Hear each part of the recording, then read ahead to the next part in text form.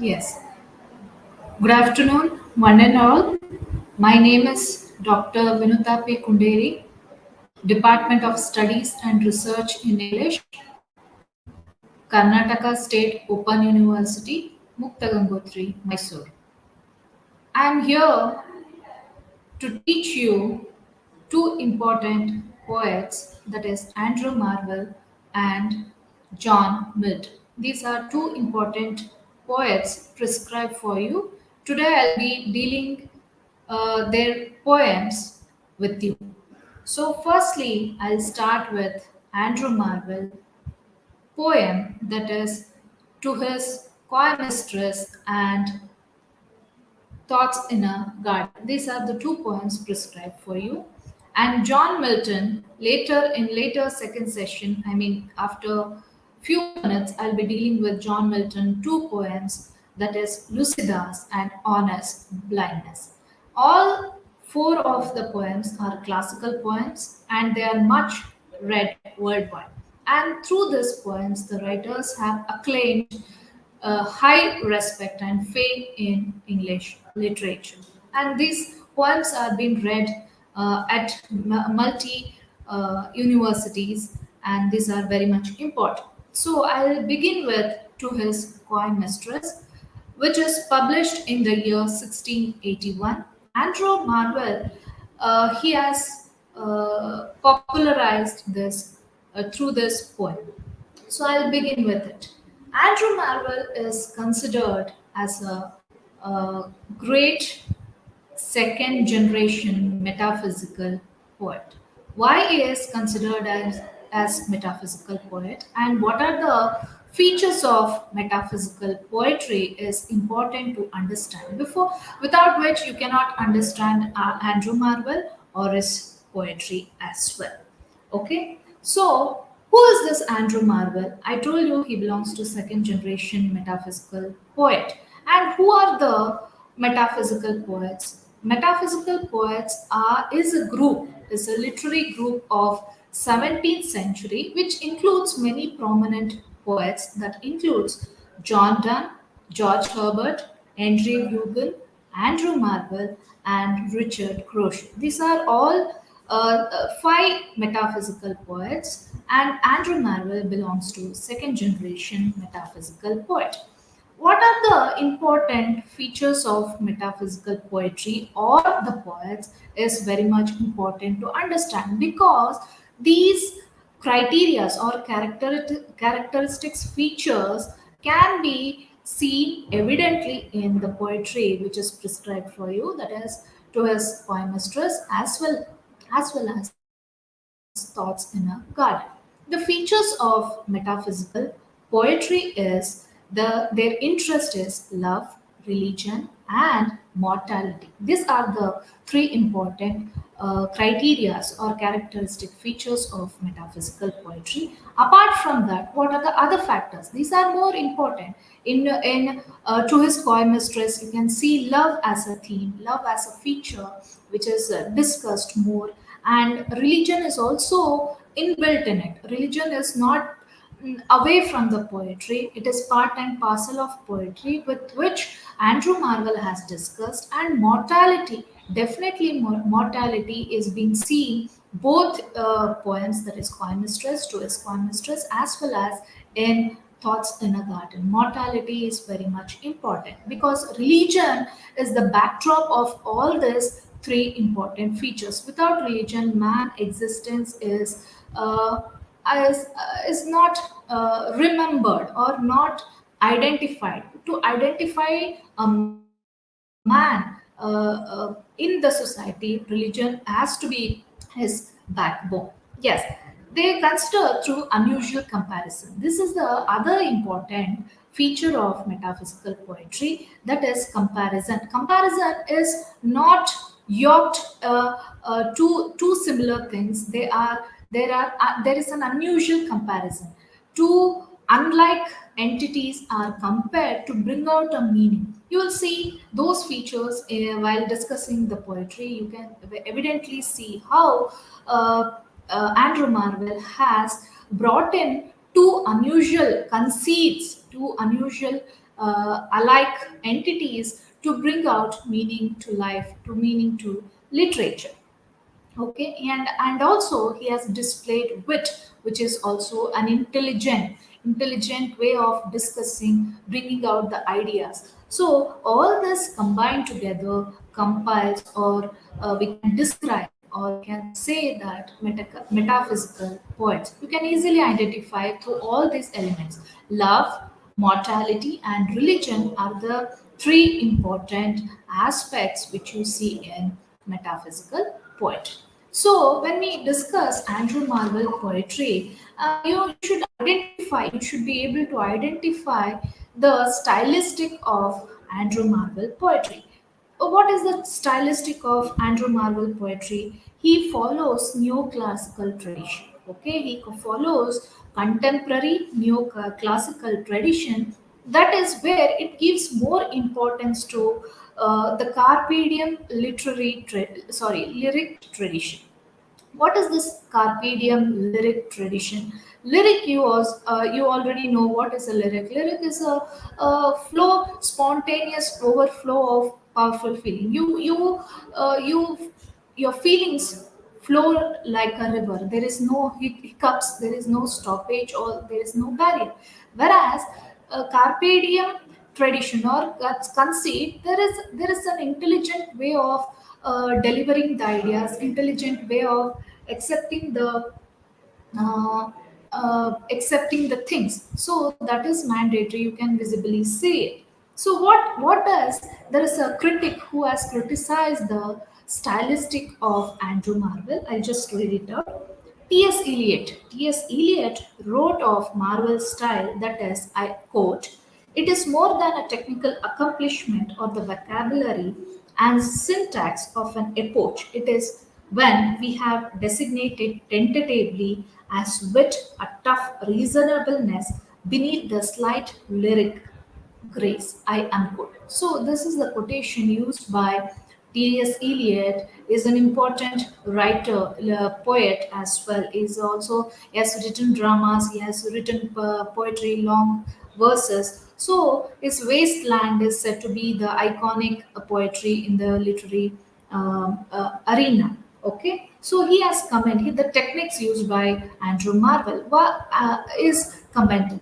And I told you there is always a religion behind it, or always a age behind any poet to speak about a certain poetry, or their you can say it as their baby, their child literary poetry. That is very much important. You to understand the backdrop of any poetry, it is must and should understand the area or age in which they dwell. Why does metaphysical poets give more importance to love, mortality? Because that age there was a uh, there was a there was a problem, or you can say there was a upheaval in the Roman Catholicism or Puritan age. Okay, so Andrew Marvell has brought in many ideas related to the religion, which the age defines or decides to. The monarchy and the Roman Catholicism. These are the ideas which he tries to bring in through the poem Coy Mistress, to his Coy Mistress. So, what does the poem celebrate? To his Coy Mistress celebrate two elements, two important themes, two important literary structures. One is the conceit, as I told you before. The second is the carpe diem theme. Okay, these are the two important literary devices he uses, he employs in Coy Mistress. Okay, the celebrated poem, it is a most celebrated poem, combines an old poetic conceit with Marvel's typically vibrant imagery and easy command of rhyming couplet. So, in his poetry, due to time constraint, it is unable to read the poetry and go line by line to discuss how conceits are used, what are the images which are used. So, it would be easy. But as the time constraint, I'll give you some of the glimpses which the poet discusses in the poem.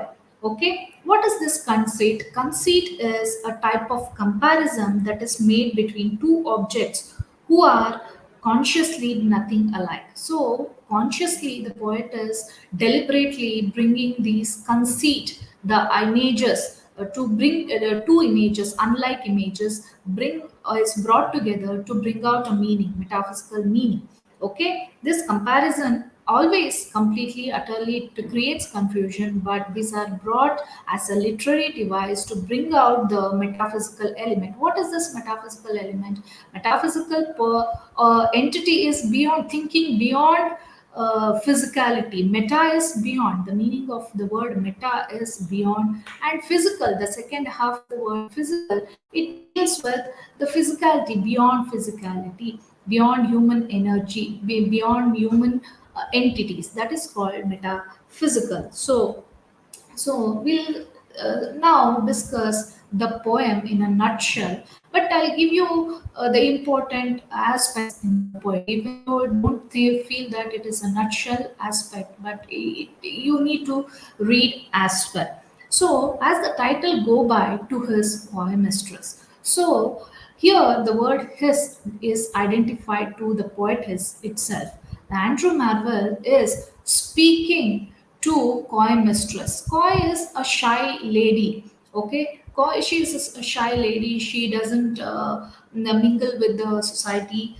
Not society. She is very inferior within her own self. Her feelings are bounded within her own self. The feelings are not openly talked of or shown easily. Okay, that is the nature of coyness. So here the poet is talking to coy mistress, his coy mistress, about the love which he is having towards her. He is openly stating that he loves the lady, but she is hesitant towards the writer or the poet to not love because she has her own barriers. 17th century England or 17th century age is not an age of openness. Love was not done openly. They had interest. First, it was in hide and seek. No one was openly discussing about their love. And the poet, like Andrew Marvell, has found a medium to channelize his love, that is, this poetry. So here he finds a love lady, his beloved. He is trying to express his love, which is time bound. So he is very much hurry. The opening lines of the poet is in a hurry. The poet is in hurry. He doesn't have, he picturizes as though he doesn't have time.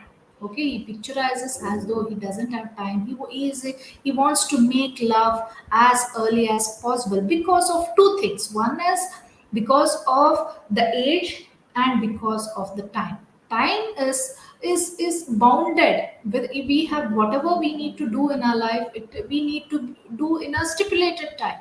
So poet is also of the same opinion. He wants to do love, he want to do sport. The word sport is used in the poetry. Sport is nothing but, it is not the game which we do play. We do basketball, we do play baseball, cricket. We have many things. We play marbles, typical Indian game. There are many things, but the right poet is not speaking about the sport. He is speaking about the sport representing the sex. So because age matters, the time is very limited, so he is in a hurry to make love with his beloved.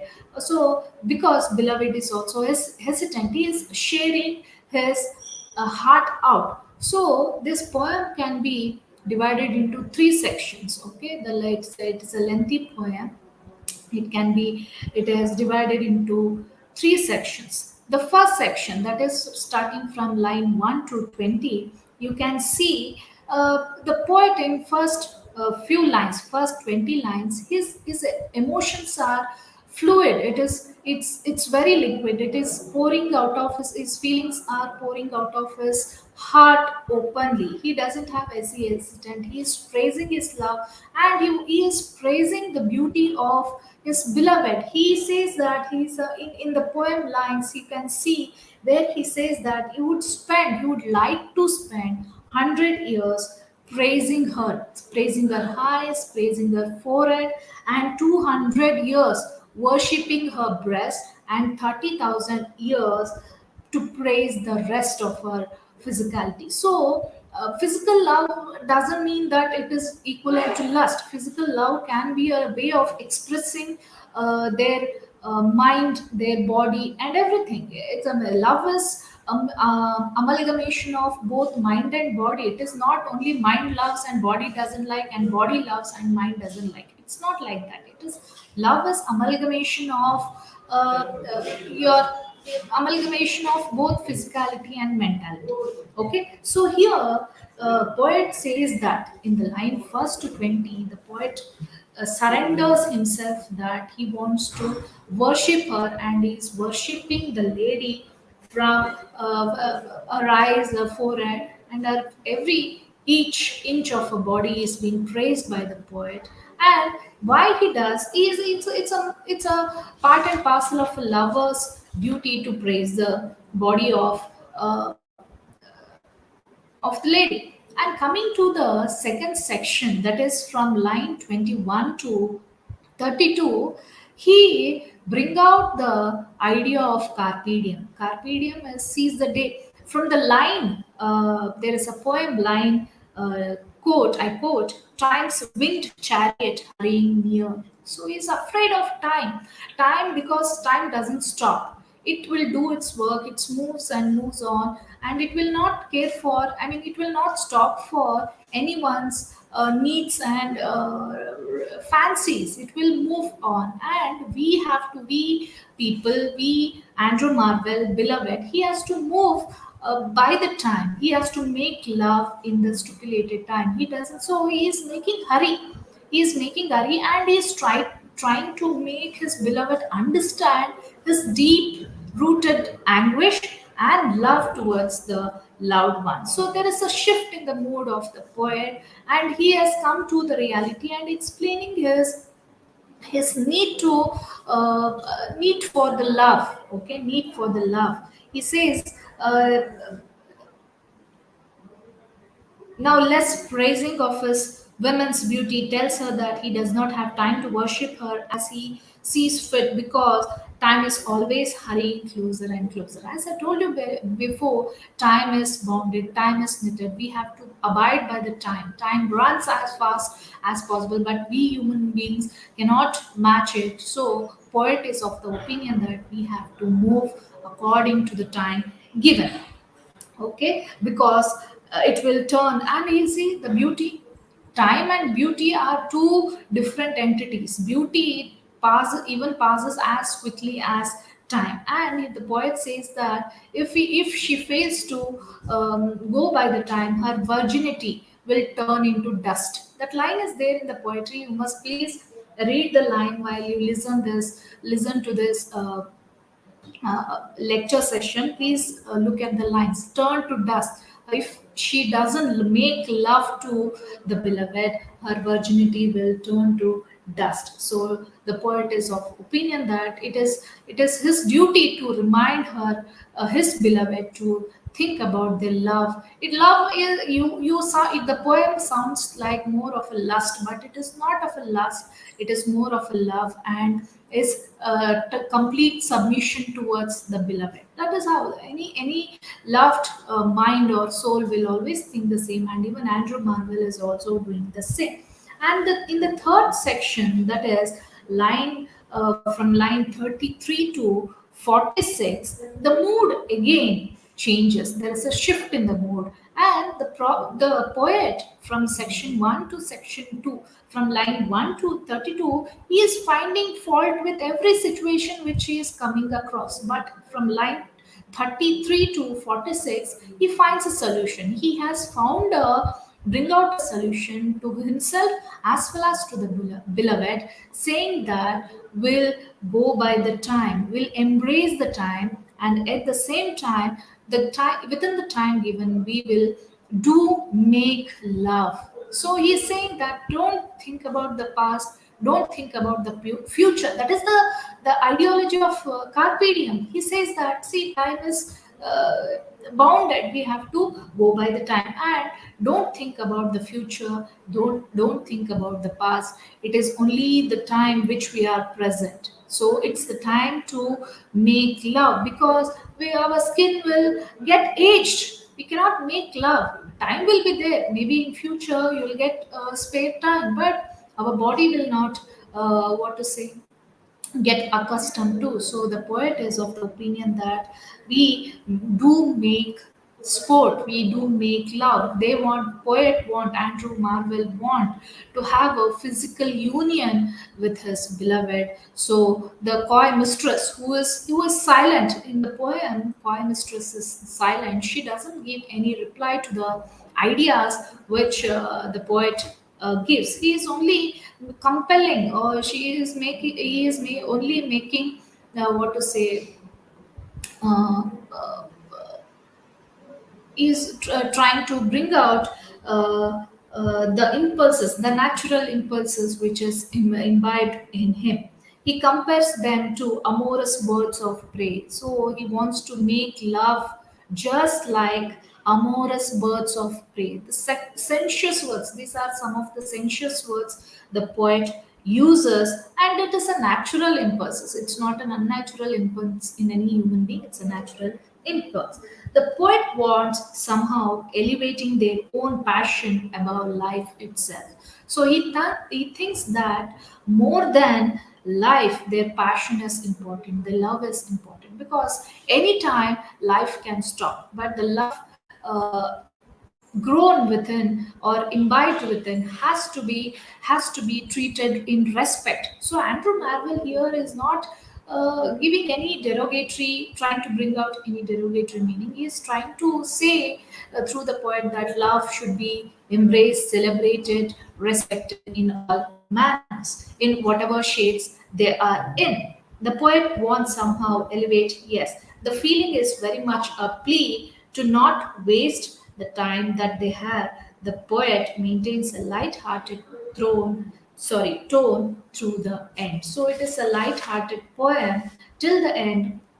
You can see the poet is very much happy, and he is finding solution for his own problem, that is to make love. He wants to spend time with his beloved. And second poem that is prescribed for you is Thoughts in the Garden. That is the second prescribed poem of Andrew Marvell for you, which is published again in 1681. What is this garden? Garden is a poem, it's a small poem of nine stanzas, and again we can easily understand the poem in three sections. I'll tell you, but before that, this is all to understand the poem. You need to understand that this is also a poem, metaphysical poem, and the garden is a representation of nature.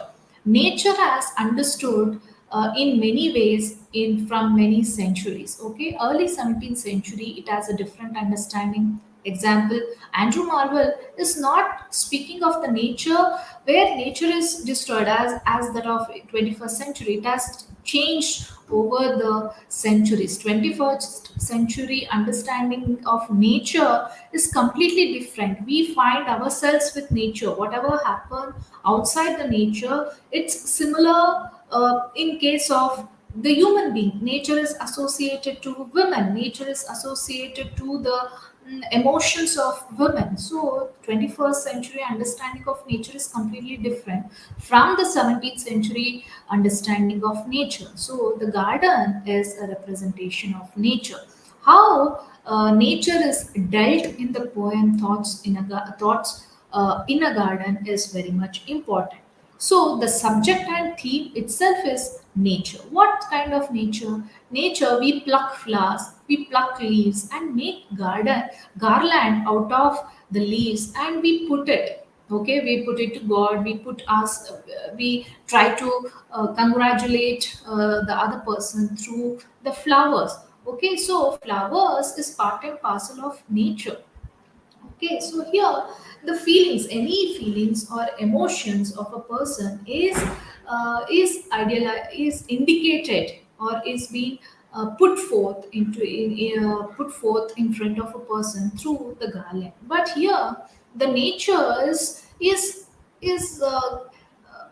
or must give solace. Okay, it must give you rest. So Andrew Marvell is speaking about the nature. You must find solace in nature, not bringing elements or bringing negative aspects of nature, uh, as the poem says. The theme of the garden, the symbol of life in nature. Okay, that it's a symbol of life in nature. It's a perfect place for physical, mental, and spiritual comfort. As we see, India is a Vivekananda, for example, um, Buddha, for example, they have found rest and tranquility with nature. Okay, Andrew Marvell is also of the similar. We can do compare Andrew Marvell with Buddha. We can do compare Andrew Marvell with Vivekananda as well. There are many other Arbindo. There are many other iconic personalities which we can associate. It's nothing wrong in that. So here the poem Garden is teaching life to the people at three different levels. One is physicality, and the second is mental peace, and thirdly it is spiritual element. Okay, so at three levels, nature is influencing man. So Andrew Marvell is dealing. In the poem Thoughts in a Garden about these three aspects. So how nature is helping the physical solace? It's because of the greenery, because of the beauty which it carries throughout man's life. It is nature is part and parcel of life. Okay, and secondly, the mental. How does nature help in the enlightenment of mental peace? Enlightenment, you can address it as enlightenment. How does it is helping man to elevate himself from all the disastrous events? Okay, these things are discussed in a poem. You have to read line by line to understand it. And thirdly, the spiritual comfort. So Andrew Marvell has attained all this because, as I told you, at the backdrop of the poem, the region is the most important aspect. Henceforth, at the fourth front, the poem always deals with such aspect. Metaphysical poets always deals with these elements of satisfaction, unlike society. So to have a healthy society, to have a peaceful society, man has to attain um, completeness in all these three sections, that is physical, mental, and spiritual comfort and satisfaction is very much important. So all these ideas are imbibed in these poems. The poem is written in heroic couplet, which deals with the poet's experience of feelings and ideas about the garden that represents the nature. So far, I have just discussed the same element. The poet begins by comparing the nature with society and social life and criticize the society and busy worldly life. Yes, definitely.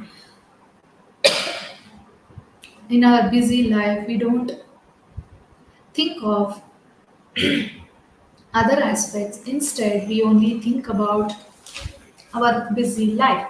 We don't get into other aspects.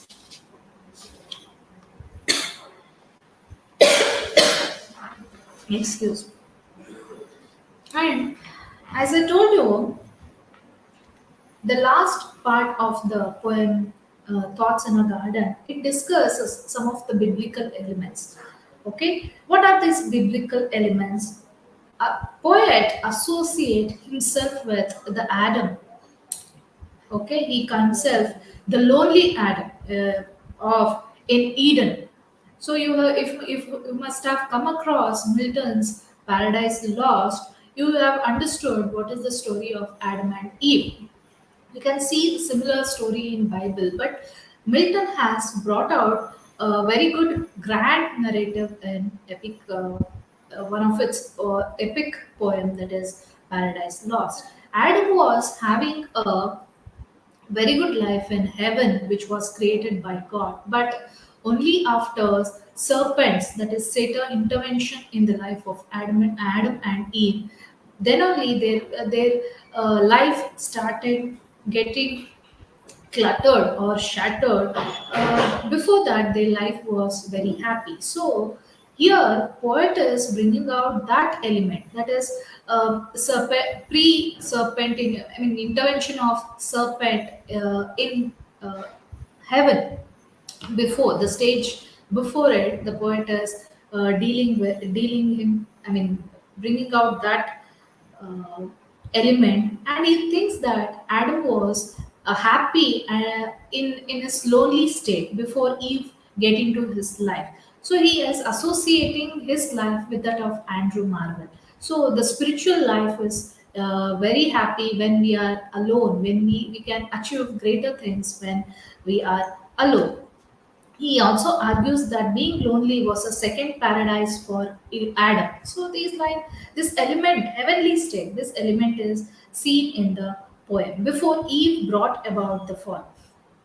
The speaker thanks God for creating a unique world of its own, that is the garden. The garden, or nature in general, has its own time. The rush and hurry of the society doesn't apply here.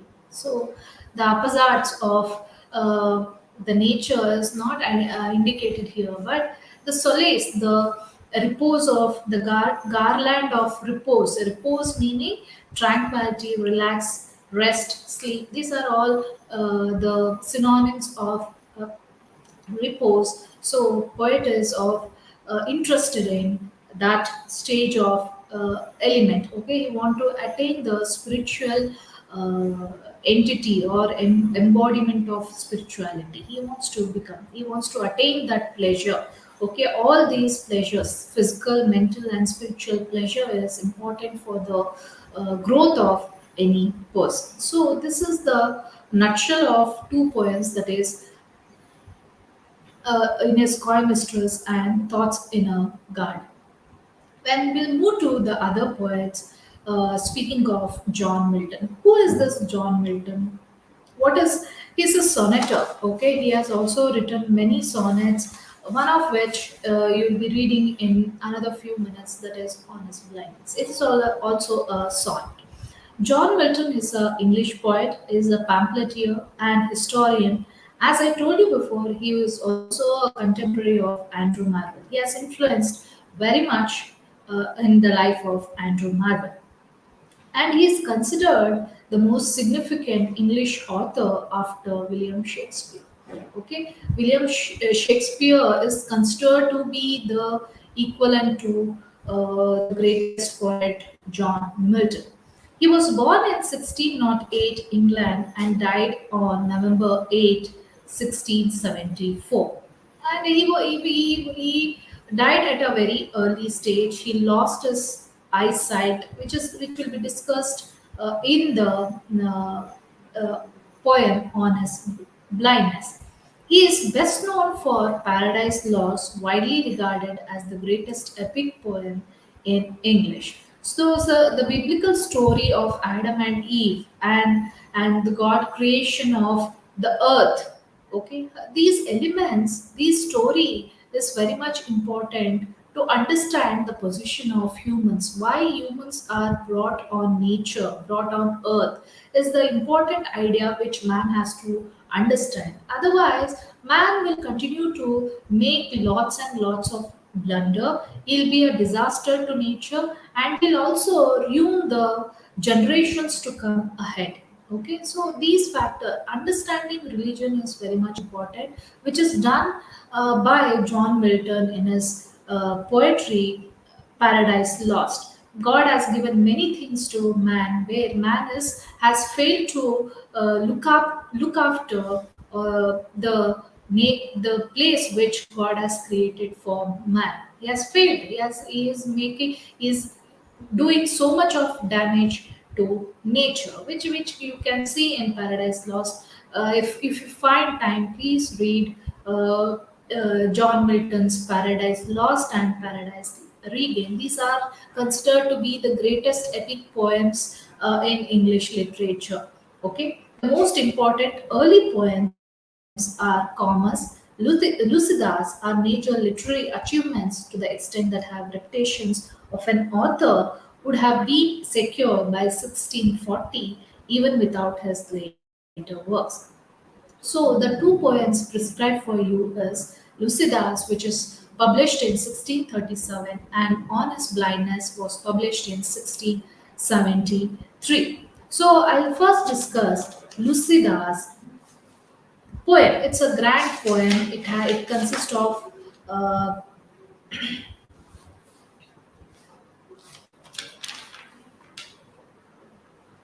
193 lines. In total, the poem consists of 93 lines. Why does Milton wrote Lucidas is an important factor to be understood. What was the need of writing Lucidas? See, every writer, every poet has a reason to write any piece of literature. Okay, to write uh,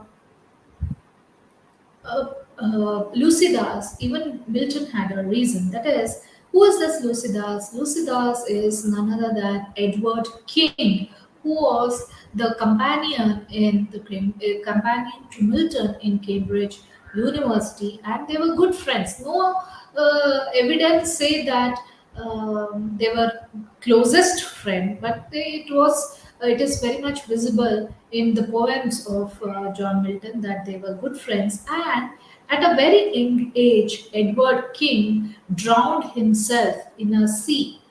Okay, drowned himself in a sea. That was the reason to for Milton to write the poem Lucidas. Okay, he drowned into the sea in the year 1637. So he is a spectacular personality. He had a spectacular personality. He was a good friend. So John Milton is feeling very bad about Lucidas. Sorry, Edward King, because he is a brilliant person and he has lost one of his friends. So, in remembrance of uh, uh, Edward King, John Milton has written the poem Lucidas. Edward King, whom the poet is stalking, is a decent scholar who has chosen to serve the church. Okay, so this person is quite religious person. The title of the poem Lucidas carry a number of literary resonances. He is a piper in the world of Theocritus and a shepherd in Virgil's Epilogue. Milton represents Lycidas, king on both. King was indeed or an ordained minister in the Anglican Church and had published a number of poems. So, elegy is one of the patron which is used by Milton.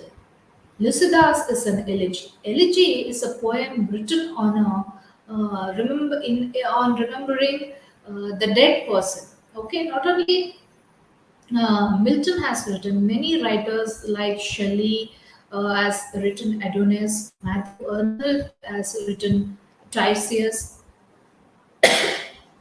Auden has written In Memory of W.B. Yeats. So these are some of the poems which you can see as a who have followed the pattern of elegy.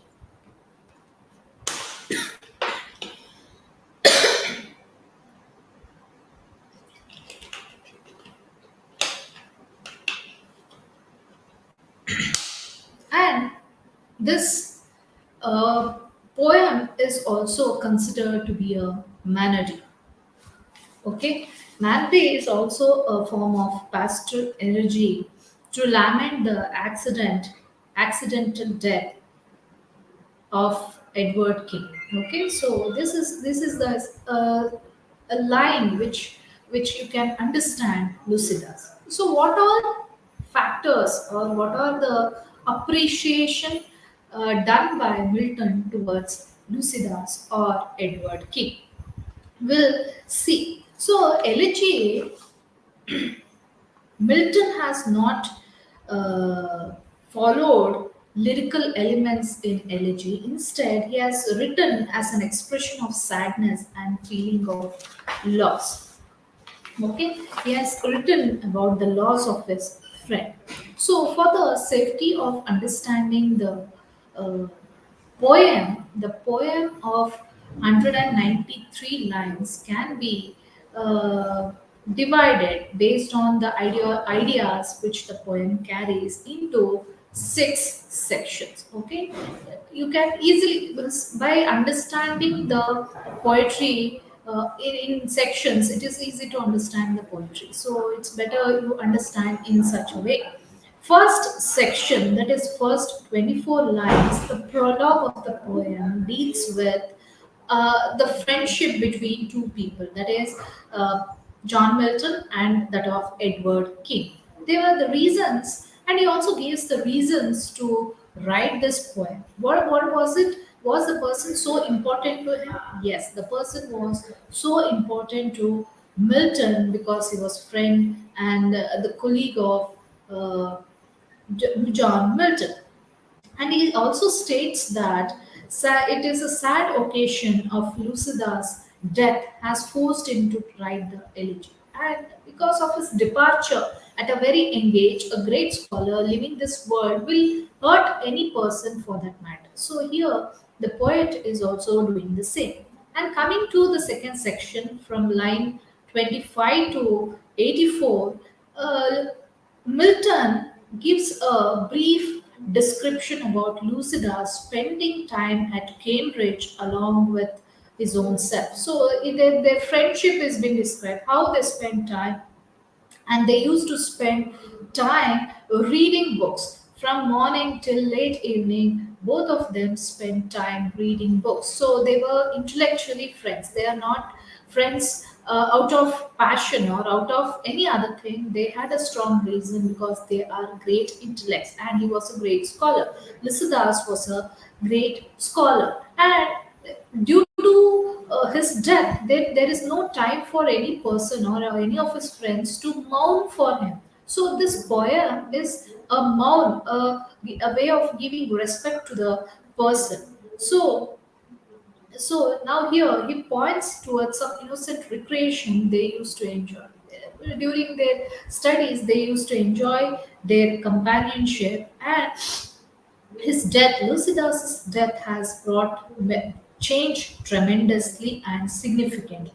So his calling is addressing the muse. He says that the muse did not response when Lucidas was dying. He was drowning. These lines are there in the poem. You can see where Milton says that when Lucidas was drowning, and when he drowned and dead inside the sea, and sea is the not place for mourning. He cannot be remembered. He doesn't have proper cremation. So Milton is feeling very bad about the condition of Lucidas, and he says this poetry is a way of mourning, remembering him. So sea is not a place of mourning. Hence, the poetry as a place of as open a space for Milton to mourn for his dead friend.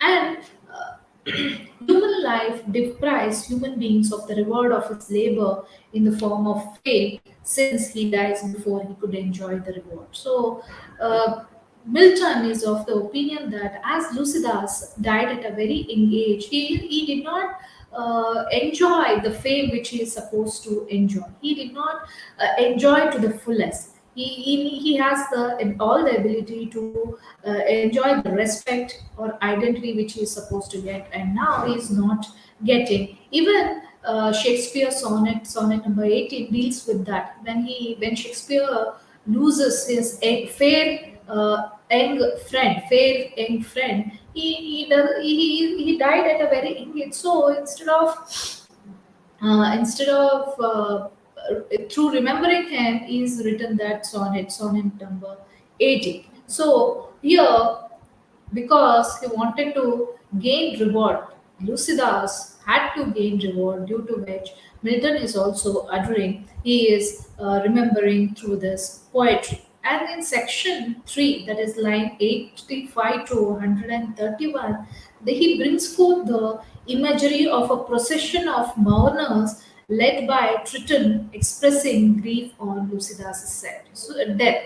So he is creating an imagery where Tritons are being taking Lycidas into possession, where he is supposed to get, because he's drowned, so he is not getting what he is supposed to get as a ritual of cremation. So now he is going by that. His own views about the clergy and the Protestant church. So, as I told you, during that time, religion was in difficult times. Protestants were struggling to gain their identity or ownership in the nation. So during that time, this poetry was written, and in the fourth section from line 32 to 164, you can see Milton devotes his poetry on Lucida's death. He presents the flowerets cast on Lucida's hand as a symbol of the later escape from intolerable reality to a lovely world. He expresses Milton's good wishes for Lucida's journey after life. So he says that death is not the end of life. Milton, he says that there is a life after death. So he wishes his friend Lucidas to have a good life after death. That is also a life after death. It is not an end. It is also a life in heaven. So persons. Integrity or person's is knowledge or is value of being a human is decided on the judgment day, not on the living timing. It is on the death, the way whether the person dead soul is going to heaven or hell. That based on that, the person's integrity and faithfulness, loyalty is being divided. This idea is from Bible. Okay, the biblical ideologies bring out this. Man is judged on afterlife. His goodness is judged based on the afterlife. Fifth section, that is line 132 to 164. The fifth section, Milton gives his belief on immortality. So he says that Lucidas has not ended his life here itself. He has attained immortality. He has reached heaven, and in heaven he'll gain fame and love which he is supposed to get during his lifetime. He has reached heaven and there is no need to feel grief. So Milton is very happy, and he has attained an acceptance where he says that there is no need to grieve about the death of Lucidas. It's now he has, since he has reached heaven, it is a matter of pride for him as his friend. He presents the imagery of saints entertaining listeners in sweet society. So, in heaven, the angel, the saints are praising him, and they are they are enjoying. Lucidas is enjoying with them. In the last section, that is from line 185 to 193, it is the epilogue of the poem. What happens in the epilogue? It is a great pastoral poet and expresses a determination to make greater poetic achievement while facing life hopefully. Hope is the only ray of light where man can live determined, man can live peacefully. Hope brings back the person to the real life, and he feels content and determined. And coming to the last poem, On His Blindness, it's a very simple sonnet about his blindness, as title itself signifies, as title itself tells you, it is about the blindness of John Milton. John Milton attained blindness at a very early stage, he suffers, he's suffering not because he lost his eye, because being a religious person, being a Catholic person, Protestant person, uh, Christian, being a true Christian, a Christian duty is to fulfill his duties after he comes on earth. A Christian, Milton being a Christian, his duty is to write poetry. That is what God has given him birth on this earth. But Milton is feeling bad about himself. He is feeling sorrow about his incapability of not writing poetry. So his words, his ability of writing was service to God. He treated his writing like that. He wanted to serve the God through his uh, poetry, but unfortunately, as he has lost his eyesight, is unable to do it. So, on his blindness is the poem about his blindness, and he is questioning God. He is politely asking God, why did you do so for me? Because I have all the talent. You have given me such a great talent, and I have also imbibed that talent to serve you, to write poetry. Through writing poetry, I could have reached God. It is like a the enlightenment. Writing poetry for Milton is an enlightenment which he failed to. He is unable to do so. So his sorrow is visible in the sonnet on his blindness.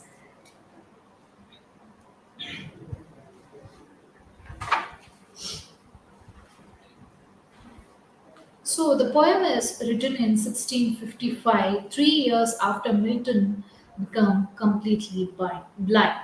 Okay, so now the poet is completely blind. He doesn't know what he wants to do, and at the very outset of the poem, he says that my light is spent. When I consider how my light is spent, ere half my days in this dark world and wide.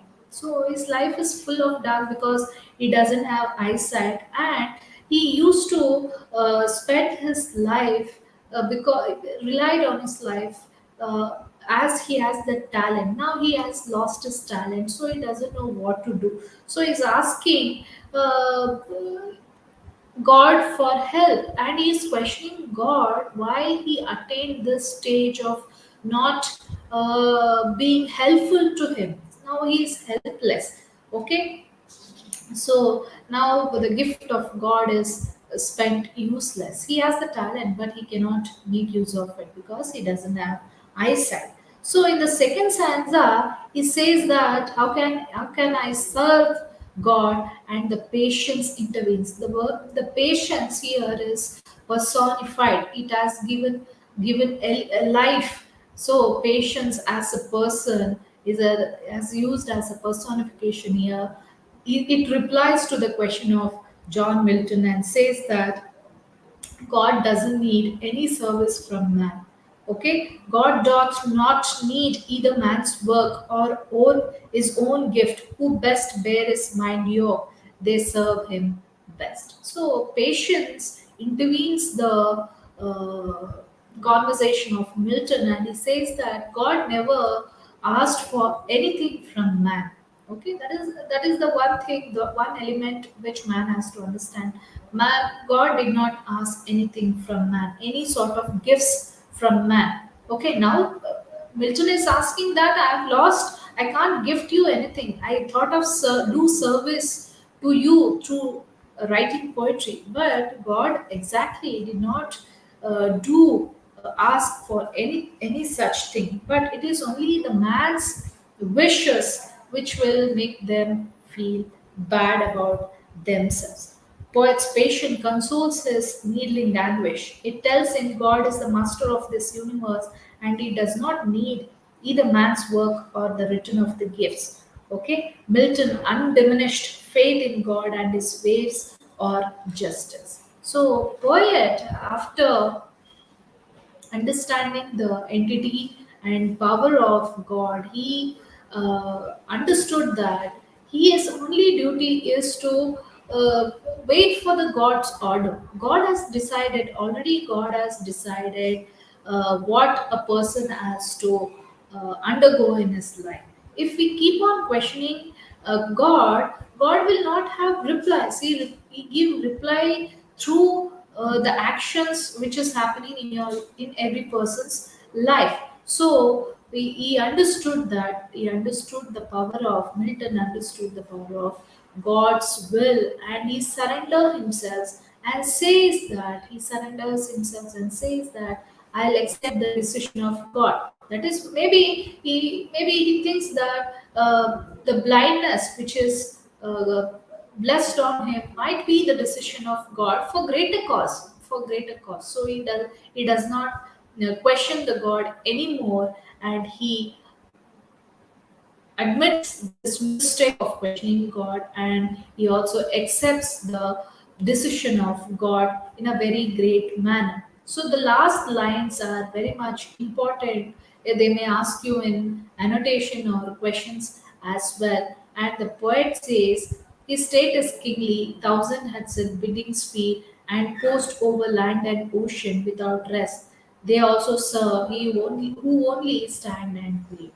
So God orders are abide by many saintly features, saintly creatures over land and ocean. But Milton, being a small human being, can't question. He understands this aspect, and ultimately says that God will listen to the people who simply stand and wait for Him.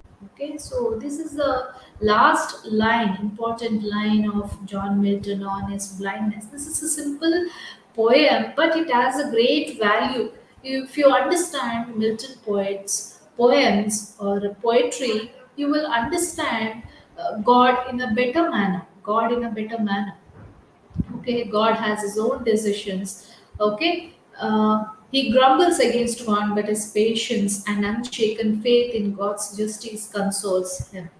He is consoled by the realization that God is best served not through worldly attainments but through sincere devotion. At the end, the poet signifies patience, devotion, and submission to God by mentioning the phrase stand and wait. So, stand and wait is like you have to chant. Being a human being, we need to chant and understand the word, the phrases stand and wait. Then, all the problems, solutions for all the problems can be easily understood. God will not send a post to each and every human being to understand this situation, and they'll not give you solutions. It's not like that. You need to find out the answers through the inclinations, through the signals which he sends to us. So that is the way of understanding. So these are the factors which you need to understand in the poetry. So for this day, I have discussed four poems, two poems from Andrew Marvell, that is To His Coy Mistress, which is metaphysical poem, and Thoughts in a Garden, which is also one of the metaphysical poem. Okay, and secondly, I have discussed John Milton's poetry, Lucidas, and the other poem, Sonnet on as Blind. So today I have discussed all four poems in a nutshell, as successfully as I can. And if you have any queries, please ask. Feel free to ask. And what are the important questions in all these four poems is it's need to be discussed now. And coming back to the first poem, that is To His Coy Mistress. So, in the poem, what are the important points you need to understand? That is, you need to understand the theme, carpe diem theme, time as a theme, okay, and the factors, the love, conceit, metaphysical conceit, you need to understand. And coming to the thoughts in a garden, it speaks more about the nature, man, human relationship, and nature as always gives you answer at all levels, physical level, mental level, and spiritual level. And coming to Lucidas, it's a grand narrative. You can call it as a grand narrative because it speaks about a person and his love towards Milton's love towards Lucidas. And in the last poem on his blindness, it speaks more about his individuality. So try to understand. Thank you.